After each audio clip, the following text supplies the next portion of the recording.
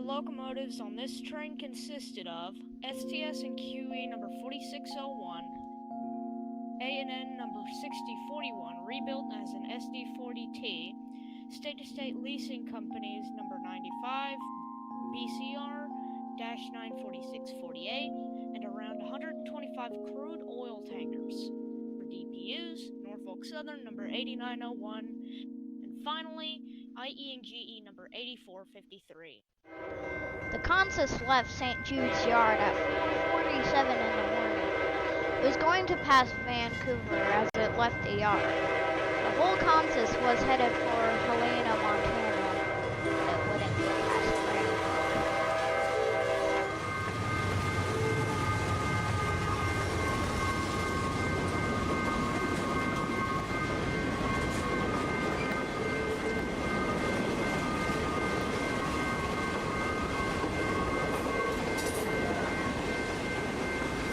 Around 10 minutes later, the sun began to rise. Alabama and Northern Train AN-Q97 was a power move that was going to pick up a coal train in McBride, but would be stopped at Clearwater because of track maintenance that was supposed to clear up a day before. Before both trains left their yards at 11 p.m., AN OCS 02 left Seattle, Washington on their way to the Yukon Territory. It would take them around 8 hours to get to a sighting similar to the one where the other AN train is.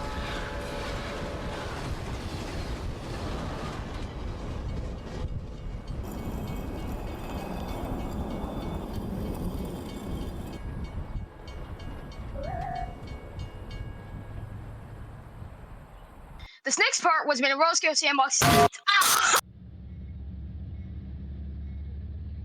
the train was headed down the grade, Connor McGruffy, the engineer, noticed that their air brakes were not applying correctly.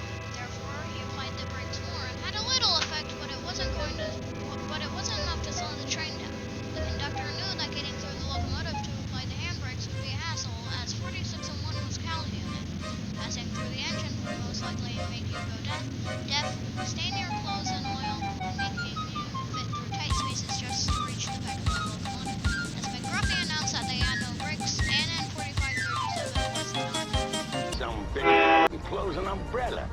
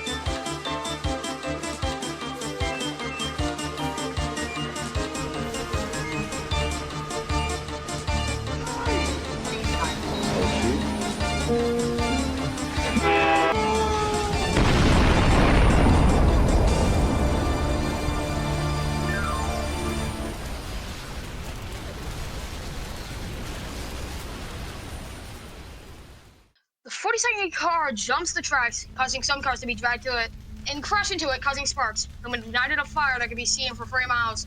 The Railway Highway had to be closed, but it was too late. People died from the toxic fumes coming from the crude oil tankers. The lead locomotives were fine, and so were the DPUs. Although the tanker cars being .111 tanker cars, there are many prime examples of this type of tanker and other crashes. Mainly, like McGantique, had .111 tanker cars. This crash also had many blevies. A blevy is where a container gets heated up with a flammable liquid past its ignition point. No tanker was pulled out of the wreck to try and cancel out its blevy. What caused the accident wasn't known until 2012 when the black box was recovered from 4601. It recorded a gigantic pressure drop at around 6:41 in the morning of the crash. So, what caused the pressure drop? Well, an air hose that had been used since 1969 and hasn't been replaced since, at least at the time of the crash, as it was showing wear and tear as early as the late 70s and late 90s. The hose snapped open on the 12th car, causing air to be leaked out. The conductor, Rebecca Dakota, noticed that 4601 with its air compressor more than usual, and she had been working with the locomotive for 3 years by 2005.